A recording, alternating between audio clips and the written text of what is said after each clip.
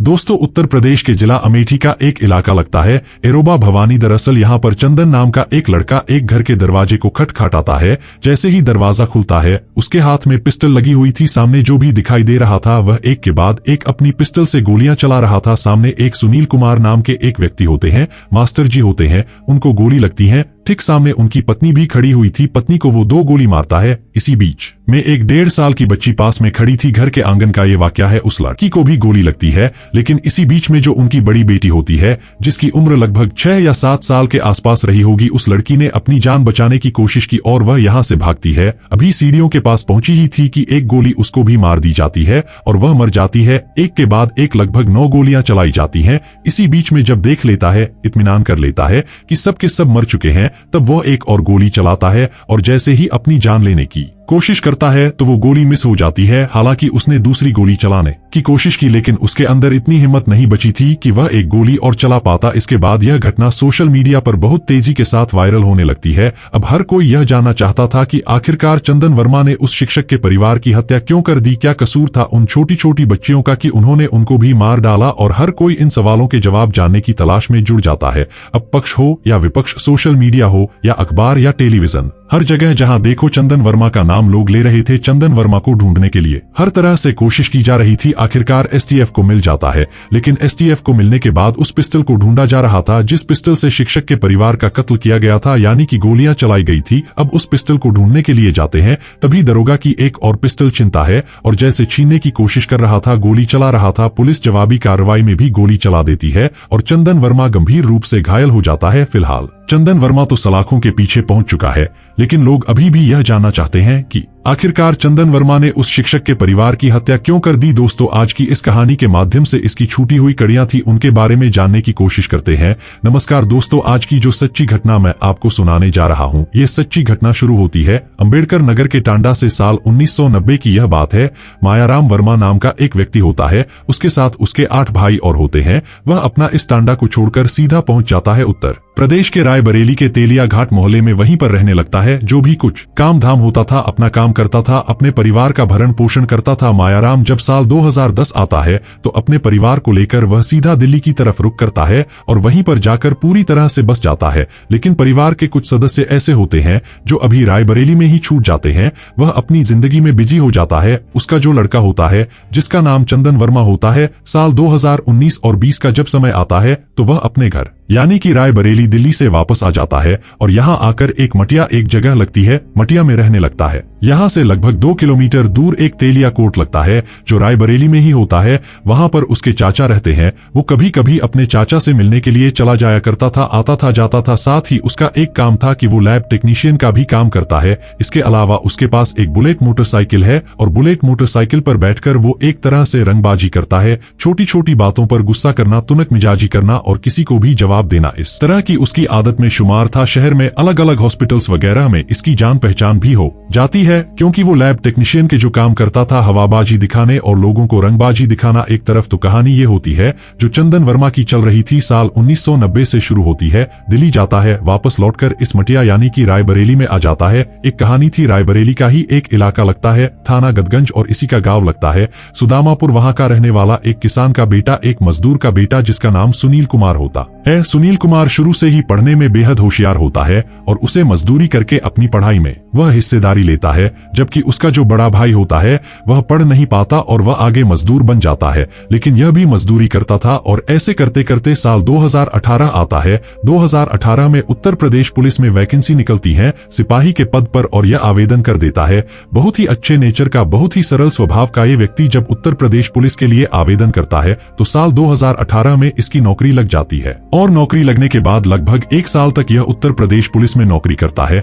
लेकिन वह अक्सर कहता था कि मैं शायद पुलिस के लिए बना नहीं हूं, इसलिए पुलिस की नौकरी मुझे रास नहीं आ रही है और जिस तरह से यहाँ काम होता है वैसा काम मुझे करना आता नहीं है। इसलिए उसने इस नौकरी को स्विच करने की कोशिश की और उत्तर प्रदेश में ही बेसिक शिक्षा विभाग में सहायक अध्यापकों के लिए जगह निकली थी। उसने आवेदन कर दिया। साल 2020 की बात है, 10 दिसंबर को उसकी नौकरी लग जाती है सहायक अध्यापक के पद पर। लेकिन बीएसए ऑफिस में उसको अटैच कर दिया जाता है और अटैच होने की वजह से वो स्कूल नहीं जाता था, बीएस ऑफिस जाता था। लेकिन 29 जनवरी 2021 को कंपोजिट विद्यालय। अमेठी का एक गांव लगता है पनहोना, वहां पर इसकी पोस्टिंग हो जाती है। अब ये अपने गांव को छोड़कर अलग शहर में रहने लगता है और इसने शहर में रहकर अलग अलग जगहों से, क्योंकि उसकी एक बेटी भी पैदा हो जाती है, एक बेटा, 2 बेटियां पैदा हो जाती हैं। उन दोनों बेटियों की अच्छी एजुकेशन के लिए, क्योंकि जिस असुविधा से वो गुजरा है उसकी बेटियां वैसी असुविधा ना देखें बल्कि सुविधाएं देखें और अच्छे से अच्छे वो एजुकेशन हासिल कर सकें, ऐसे ही उस शिक्षक की कोशिश थी। शिक्षक ने शहर में आकर किराए पर मकान लिया और मकान लेने के बाद इस तरह से वह आना जाना स्कूल का चलता रहता था। लेकिन एक दिन मकान बदलते बदलते किराए के वह मटिया में रहने लगता है।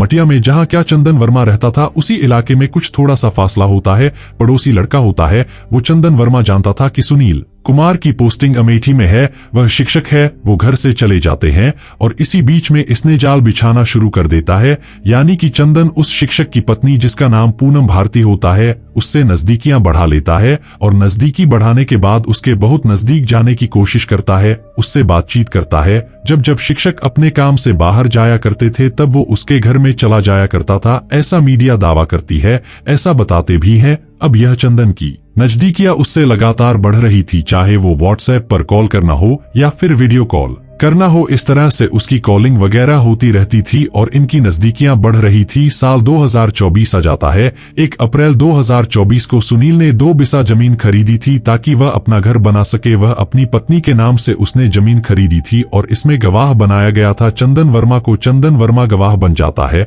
और इसकी नजदीकियां थी। लेकिन इसी बीच में पता चलता है कि सुनील कुमार जो होते हैं शिक्षक, उनको यह पता चल जाता है कि इसकी पत्नी से नजदीकियां हैं। उन्होंने विरोध करने की कोशिश की तो हद तो तब हो जाती है। इस रंगबाज व्यक्ति जिसका नाम चंदन वर्मा होता है, उस चंदन वर्मा ने इस शिक्षक को भी बहुत डराया धमकाया और कहा कि तुम अपनी बीवी को छोड़ दो, मैं तुम्हारी बीवी को अपने साथ रखना चाहता हूं। ऐसा मैं नहीं कहता, बल्कि पूनम भारती की मां, जिनका नाम कृष्णा होता है, एक टीवी को दिए गए इंटरव्यू में वो खुद कहती है, वो कहती है कि वह अश्लील पिक्चरें भेजता था, अश्लील बातें करता था और बेटी को धमकाया करता था, साथ ही उसके पति को भी डराया धमकाया करता था। और यही रीजन है इस बीच में जो दोनों बेटियां हो जाती हैं तो यह लोग परेशान हो जाते हैं कि आखिरकार करें तो क्या करें। चंदन के खिलाफ पूनम भारती और साथ ही उसके जो पति होता है सुनील कुमार, यह सीधा पहुंच जाते हैं गदागंज थाने में। वहां पुलिस को प्रार्थना पत्र देते हैं, लेकिन पुलिस इस प्रार्थना पत्र को इतनी गंभीरता से नहीं लेती है। उसके बाद फिर भदोखर एक थाना लगता है,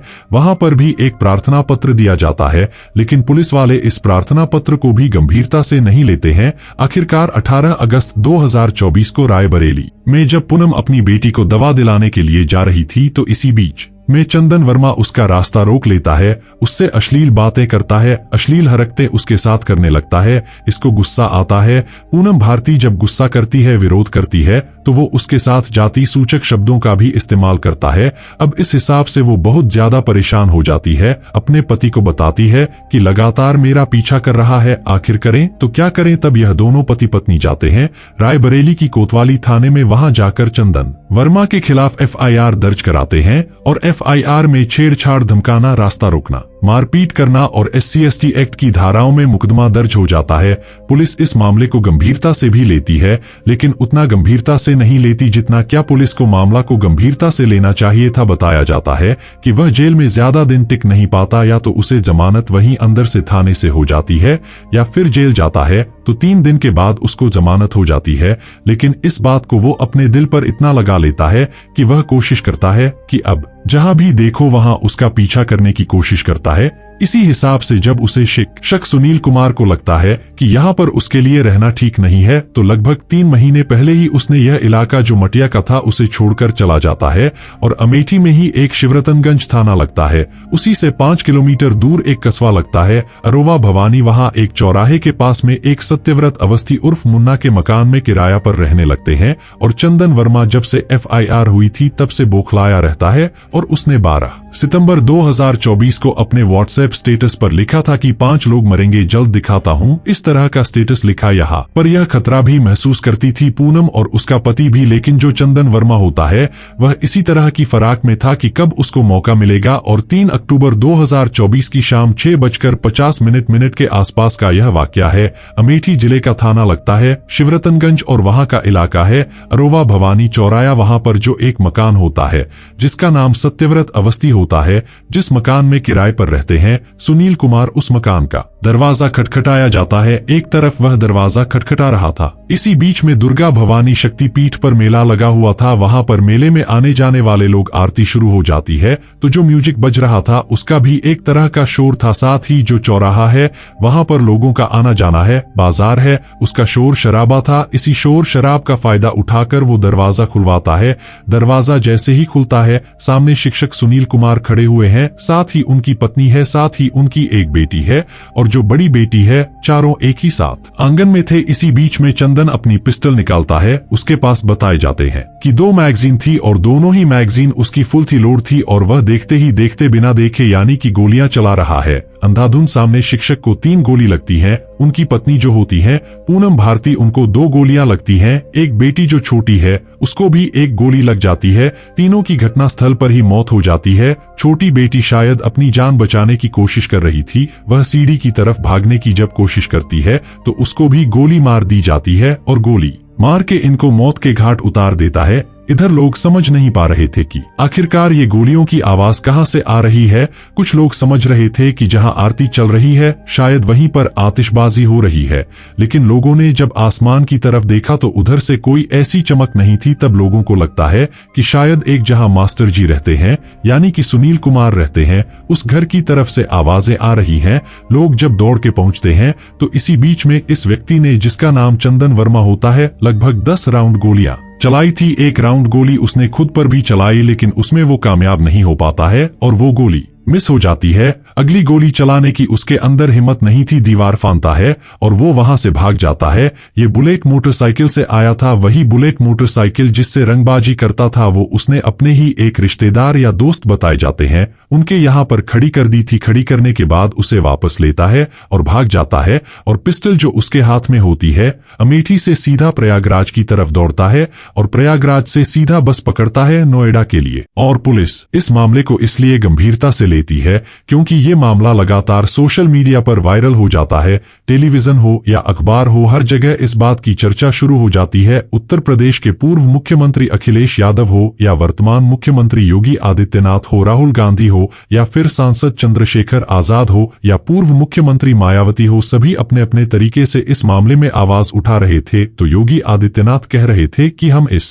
आरोपी को जल्द से जल्द पकड़ेंगे और पीड़ितों को न्याय दिलाने की कोशिश करेंगे और एसटीएफ नोएडा की जो यूनिट होती है वह लग जाती है। इसी बीच में यह व्यक्ति अभी यमुना एक्सप्रेसवे जो जेवर होता है उसके टोल तक पहुंचा ही था कि पुलिस ने इसको पकड़ लिया और पकड़ने के बाद इसको गिरफ्तार करते हैं और गिरफ्तार करने के बाद इससे पूछा जाता है कि वो बुलेट मोटरसाइकिल कहाँ है जिससे तुम आए थे, साथ ही वो पिस्टल कहाँ है जिससे तुमने गोलियां चलाई थी, वो मैगजीन कहाँ है जो तुमने पिस्टल में इस्तेमाल की थी। पुलिस इसे लेकर जाती है और मोहनगंज थाना क्षेत्र में उस जगह पर जहां इसने बताया था कि मैं वहां गया था, तो पुलिस वाले जब इसे लेकर जा रहे थे तो दरोगा मदन वर्मा होते हैं। मदन वर्मा की यह पिस्टल धोखे से निकालता है और निकालने के बाद पुलिस पर फायरिंग करना शुरू कर देता है। पुलिस ने जवाबी फायरिंग जब की तो इसकी टांग में गोली लग जाती है, घुटने के नीचे गोली लगती है और यह गंभीर रूप से घायल होता है। इसको उपचार के लिए हॉस्पिटल लाया जाता है। उससे पूछा जाता है तो कहानी पुलिस के सामने जो बताता है वो कहता है कि लगभग 1.5 साल पहले वह इस महिला के यानी कि पूनम भारती के संपर्क में आया था। उससे बहुत गहरे रिश्ते हो जाते हैं और वह अचानक से दूर हो जाती है और जब उसके खिलाफ एफआईआर दर्ज करा देती है तब उसे गुस्सा आता है और उस गुस्से का बदला लेने के लिए ही उसने इस पूरे परिवार को खत्म कर दिया। जब मीडिया ने इससे पूछा कि तुमने क्यों मारा, क्या बात है, तो कहता है कि मुझे पछतावा है, मैंने जो किया है वो गलत किया है। वो इस तरह की बातें कर रहा है लेकिन इस घटना ने पूरे भारतवर्ष को हिलाकर रख दिया है, लोगों को सोचने पर मजबूर कर दिया है कि जो व्यक्ति एक महिला से प्यार करता था वो इतनी नफरत कैसे कर सकता है कि उसके दोनों बच्चों को भी मार देगा, साथ ही उसके पति को भी मार देगा और उस महिला को भी मार देगा। फिलहाल पुलिस इस मामले में अभी जांच पड़ताल में जुटी है। पुलिस हर एक एंगल पर जांच पड़ताल कर रही है। इसमें कितने लोग शामिल यह भी पता करने की कोशिश कर रही है, कहां से इसने पिस्टल खरीदी। और हालांकि अभी पुलिस की जानकारी में यही आया है कि एक ही पिस्टल से 10 की 10 गोलियां चलाई गई थी। अभी इस मामले में और कितने परतें खुलनी बाकी हैं, पुलिस की चार्जशीट से यह खुलासा हो सकेगा। लेकिन जब मामला राजनीतिक गलियारों में इसकी चर्चा शुरू हो जाती है तो उत्तर प्रदेश के मुख्यमंत्री ने परिवार के लोगों से संपर्क किया, परिवार में जो इसके पिता होते हैं सुनील कुमार के, क्योंकि सुनील कुमार तो इस दुनिया में है नहीं, उनके पिता राम गोपाल, उनकी मां राजवती, उनको मुख्यमंत्री कार्यालय में बुलाया जाता है, उनसे बातचीत की जाती है और बातचीत करने के बाद मुख्यमंत्री की तरफ से 5 बिग जमीन साथ ही नौकरी और घर देने का एक आश्वासन दिया जाता है। पुलिस की जो इस बीच में कार्रवाई हुई है, परिवार उससे संतुष्ट हो जाता है और जब मीडिया के सामने परिवार वाले बातचीत करते हैं तो वो कहते हैं कि हम पुलिस और प्रशासन और शासन की कार्यवाही से पूरी तरह से संतुष्ट हैं, आगे जो होगा अच्छा ही होगा, बेहतर होगा, लेकिन जो हुआ है वो वाकई बहुत भयानक हुआ है। इस लम्हों को, इन बातों को कभी भुलाया नहीं जा सकता। जब गांव में उनका अंतिम संस्कार किया जा रहा था तो शायद कोई ऐसा घर होगा जिस घर में कोई चूल्हा जला हो और कोई ऐसा व्यक्ति होगा जिस व्यक्ति की आंखों में आंसू ना आए हो। दोस्तों, इस पूरे घटनाक्रम को सुनाने का उद्देश्य किसी को परेशान करना नहीं है, किसी का दिल दुखाना नहीं है, बल्कि आपको जागरूक करना है, आपको सचेत करना है। दोस्तों, आप सब लोग अपना ख्याल रखें, सुरक्षित रह। जय हिंद, जय भारत।